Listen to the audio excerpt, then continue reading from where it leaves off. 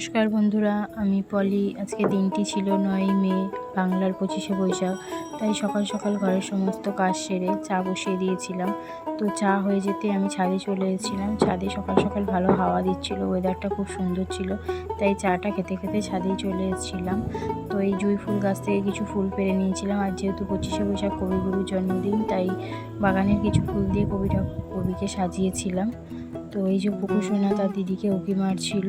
আর ছিল 25শে বৈশাখ, স্কুলের একটা অনুষ্ঠান, তাই মেয়েকে সাজাতে বসে গেছিলাম। মেয়ের চুল বাঁধা কমপ্লিট হয়ে গেছিলো, তারপর ওকে শাড়ি পরিয়ে দিলাম। এটা ছিল ওর আজকে ফাইনাল লুক। তারপর আমিও রেডি হয়ে ওকে দিতে বেরিয়ে পড়লাম। আর যেহেতু বাড়িতে একটু কাজ ছিল, তাই আমি আর স্কুলের অনুষ্ঠানে দাঁড়াতে পারিনি।